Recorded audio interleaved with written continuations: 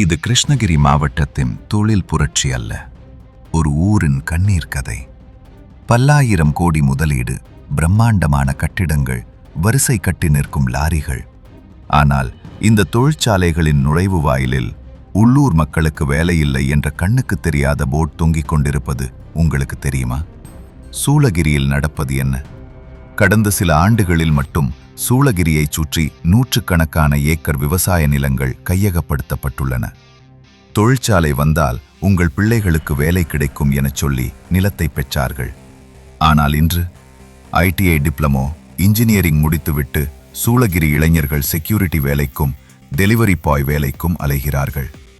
தகுதியுள்ள உள்ளூர் பிள்ளைகளை திறமையில்லை என ஒரே வரியில் நிராகரிக்கும் நிறுவனங்கள் வடமாநிலங்களில் இருந்து ஆயிரக்கணக்கில் ஆட்களை கொண்டு வந்து இறக்குவது ஏன்? விவசாயம் செய்ய நிலமும் இல்லை, படித்த படிப்புக்கு வேலையும் இல்லை. நிலத்தை கொடுத்தவர்கள் இன்று கூலி தொழிலாளிகளாக தவிக்கிறார்கள்.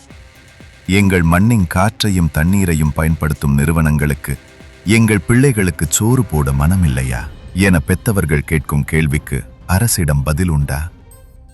80% வேலைவாய்ப்பு உள்ளூர் மக்களுக்கே என்ற அரசாணை வெறும் காகிதத்தோடு நின்றுவிட்டதா? மாவட்ட நிர்வாகமே, அதிகாரிகளே, உங்கள் பார்வைக்கு இந்த மக்களின் குமுறல் எட்டவில்லையா? உள்ளூர் இளைஞர்களின் திறமையை வளர்க்க பயிற்சிகள் வழங்க நிறுவனங்களுக்கு ஏன் உத்தரவிடக்கூடாது? சூளகிரி என்பது வெறும் தொழிற்சாலைகளுக்கான இடமல்ல, அது ஆயிரக்கணக்கான குடும்பங்களின் வாழ்வாதாரம்.